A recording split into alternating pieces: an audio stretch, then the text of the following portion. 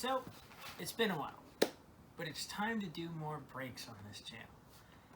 This time though, we won't just be fixing brakes, we'll actually be doing a mod to help the brakes last longer. So, this car right here is my 1985 RX7 GS that I swapped a 4-port 13B into. Now, I love to go take this car up to the mountains, autocrosses, track days. I like to drive this car, while also is my daily. One thing that Mazda really dropped the ball on with these first-gen RX-7s is the brakes. They are tiny. Now, I know they had to go under 13-inch wheels, but they are tiny and they can overheat very quickly in actual race/hard driving conditions. So, what we'll be doing to this car is adding in some actual brake ducts. Now, there are like a factory thing under here to kind of funnel a little bit of air to the brakes. Not very effective. We'll be doing an actual, like, something you would see on an actual race car, but still utilizing these vents right here. So the air will come in here, it'll go into a tube, and then go onto the shield behind the brake rotor and push cold air onto those brakes. So, the first thing we'll be doing to get started with this is taking this lower valence off so I can start mounting up a box to go behind here. Now, this is something I've never made before. While both the race cars that I deal with do have them, they both have air dams and they actually have little fiberglass things molded into them so that the air can just be funneled in. I'll have to make my own little box to go behind here. But everything I got is something you can get at Home Depot. So, this will be a homemade, do-it-yourself little thing to make your own brake ducting.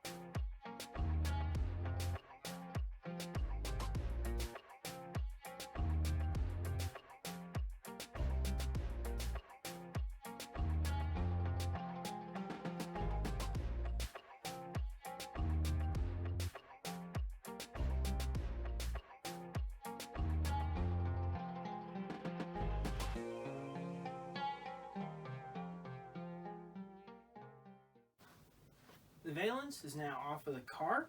So now you can see, here's the back side of those vents. So I'll basically be making a box to come off and then have a tube that goes off and then goes to the shield behind the brake rotor. So I will need to first make a box. Now the final box will be made out of this aluminum flashing, and I'll have, I know they're not round or circular, those will still fit. But this is what will actually be mounted and the hose will come off of.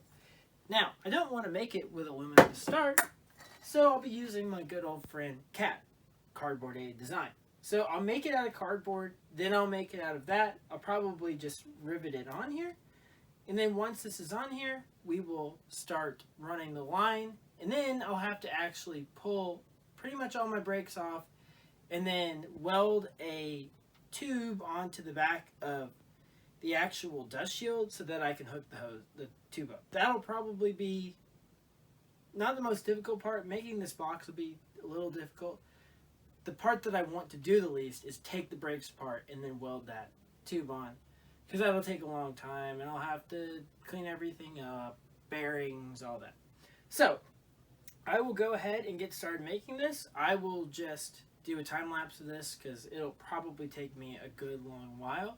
There's a good chance I won't even get it right the first time and have to do it again. So, I will go ahead and get to work on this.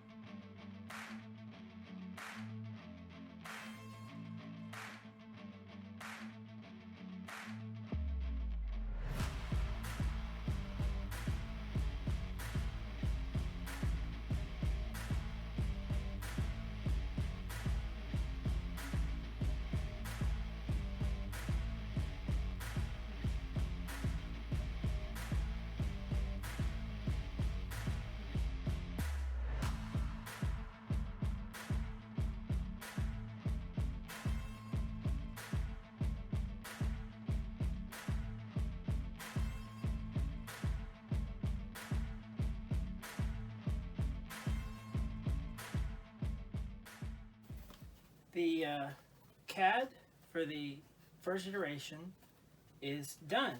It fits really nice down on this valance, seals nicely around it.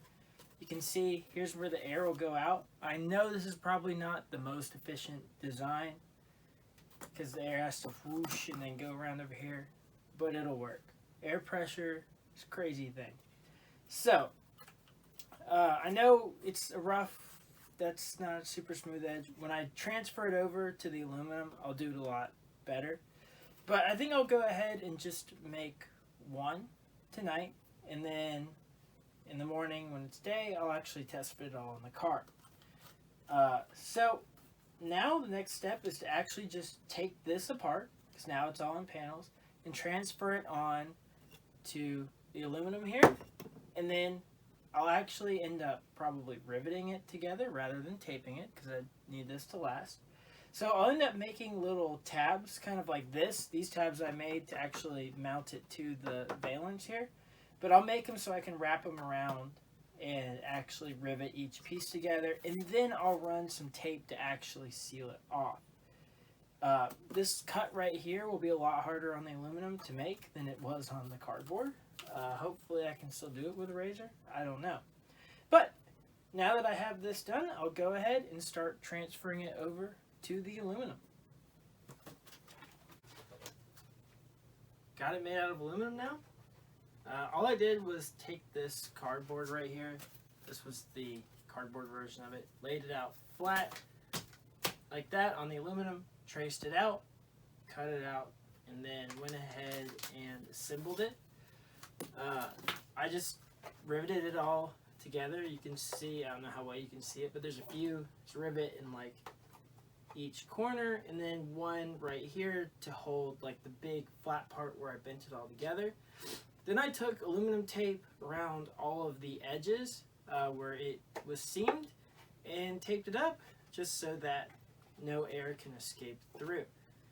Now I'll just need to attach to the car, and I will do that with each of these tabs. One right here sadly broke off while I was cutting it, so it'll be 3 rivets holding it on, and then I will also tape it around the edge. I would show you how it fit on the valance, but I actually just washed it before I do this, and it's sitting outside. I do still need to make the one for the other side, so I will probably go ahead and make that, and then get these attached to that valance, and we'll get to test fitting it to the car. Both sides are made now, and I went ahead and stuck them onto this piece here. No, they're not taped on here. They're actually, you can see there's some rivets. Yes, I know those are black. That one's not. Didn't realize those were steel. These are aluminum. These were a lot easier. It's under the car, you can hardly see it. But they're riveted on there.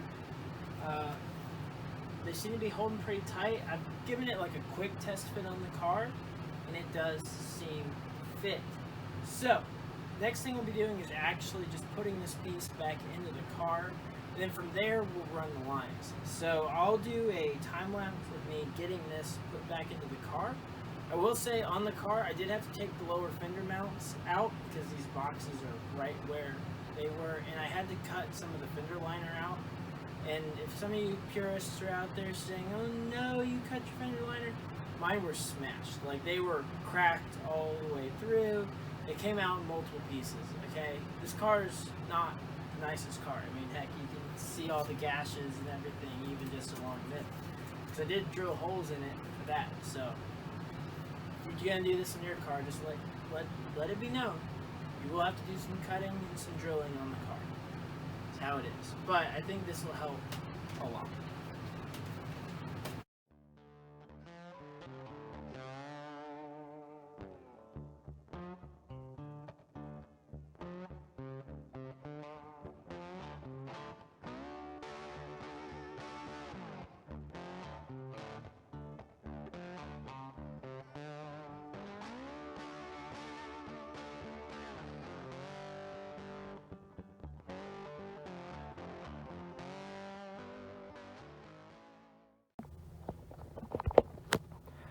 So the front valence is now in. You can see here's our box. It fits in there pretty well.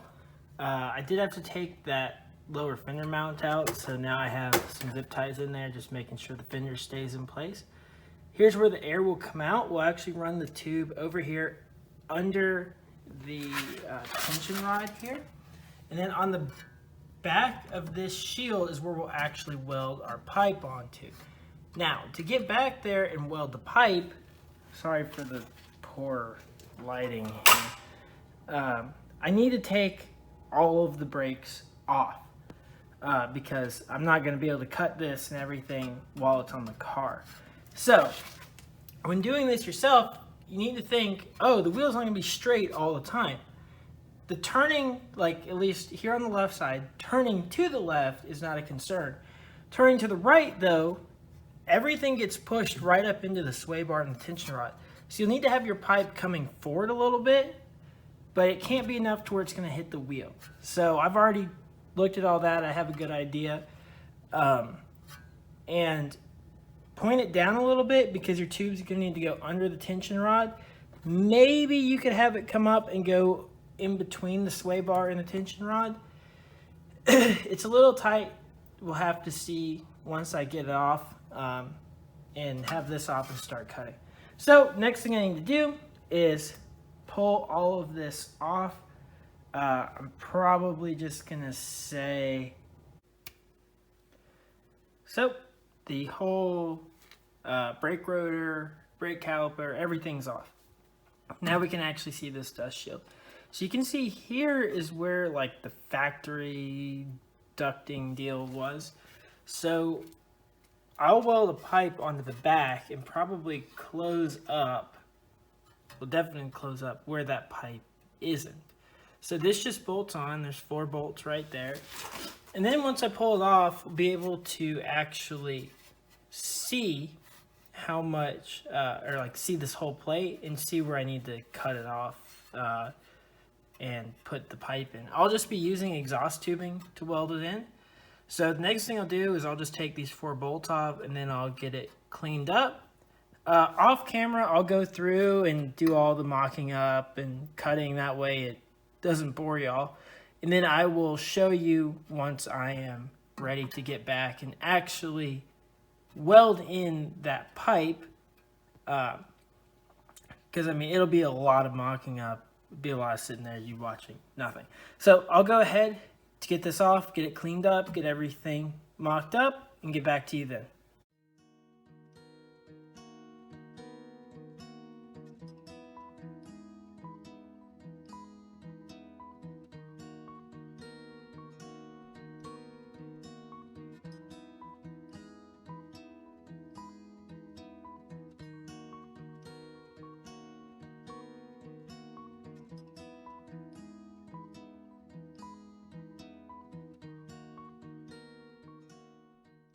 I got all of the welding done. I went through and also added some flashing on right here just to cover up those holes where the original vents were. I know there is like a triangular hole up here. I accidentally cut too far. I was using some tin snips to do that. And it was hard to get the bin and I accidentally cut too far. Now, I just riveted these pieces of flashing on. It's probably not even necessary that that's there. I just want to, make sure none of the air is just immediately flowing back out. I think that's not going to be big enough, and it's further down, so that's probably not going to make a difference. I did have to clean it up, obviously to weld it. So I'm going to throw some paint on this. I'm going to try and clean it up a little more, because right now paint probably won't stick super well. I just went through, and you can probably see, I just tacked it. I didn't go through and try and weld it all the way around. There's no need for that. It doesn't need to be 100% airtight right there. And this thin Mazda cheapo metal, where it doesn't really matter, this stuff is weak, and it can just melt right through. Like even this cheapo exhaust tubing is way easier to weld to than this metal, because it takes longer to burn through. So I will get this cleaned up, throw some paint on it, and I will reassemble all of my brakes, and then we'll get back to you when we're actually putting some hose from those boxes in the front onto this right here on the back once it's all on the car. So you can see I got it all together. Now this right here is just 3-inch vent tubing you can get at like Home Depot. It's not even dryer vent tubing, it's meant for like bathroom vents. This is just temporary, and I'm gonna see how well it works. I've actually ordered the actual like kind of rubbery silicone hose that's similar to this, for like, it's actually meant for this. This is not. This will likely wear through fairly quickly, but I am going up to the mountains soon, and I want to get this on here, so I will see how it does. Now, so you can see, just move the camera a little bit, up here, here's those boxes that I made. The tube is hooked to it. It has a rivet here and a rivet on the bottom. This hose is a little big, but it actually sits up against the box there. The air should go into it just fine. Then I ran the hose underneath the tension rod here, and then up in between the sway bar and the tension rod. That's how we've done it on our other race cars. It should work fine here. And then you can see on the back, it goes into that tube that is, I welded onto the back of this dust shield. So this is riveted on as well, and it has a zip tie kind of shrinking it down onto it because this hose is a little big. So you can see our painted dust shields. Yes, I know the color is not that great. If you saw the video where I repaired the back end of this car from when it got rear-ended, this was one of the paints I got to test out for the rear end. It ended up not being good, so I had a full can of it, and why buy new paint when you have a can of other spray paint? So this is all together. I would highly suggest y'all doing this to your car. It really does help a lot with the brake cooling, and that is the biggest flaw of these first gen RX7s, is that the brakes are so tiny and get so hot. Now, I will be going up to the mountains in just a little while, and I will be trying to film a video. Now, I may still overheat my brakes because I had to put on some new brake pads. Now, since I have such limited time, I just had to get some from the parts store. This right here is a Hawk brake pad, which is what I would normally run. But as you can see, even though there's actually a lot of life left on this pad, the rivet already started poking through. There's actually a groove ground into the backside of this rotor. I'm kind of glad I was actually doing this because I wouldn't have seen it otherwise, and I probably would have toasted this rotor. So I have some just Advanced Auto pads on here. Eventually I'll be swapping these pads out onto the Matilda 79 RX7, and that one has some nice pads on it, and I'll put it on this car. So I will real quick move the camera here. You can see I got to be in my parents' garage today. I'm home over break, but I'm gonna turn a little sideways here. You can see down into there, the little box back there, the hose is right over there. I may end up putting a little bit of a lip or something to help air go further up into it, but that's the only other thing I'll do, and if I do that, I'll do it in another just shorter video for itself. So that is going to be it for this video. Hopefully this helped y'all if you guys decide to do it yourself, which again, I do highly suggest. It was not super hard. The only thing you even need any specialty tools for is the welding, which honestly, you don't even need a welder to do that. You could make those things and you could make tabs and you could rivet them on there. I just weld them because I have one and it's easier. But you really don't need it. So, thank you all for watching. Please don't forget to like and subscribe, and I will be testing these out in the mountains pretty soon.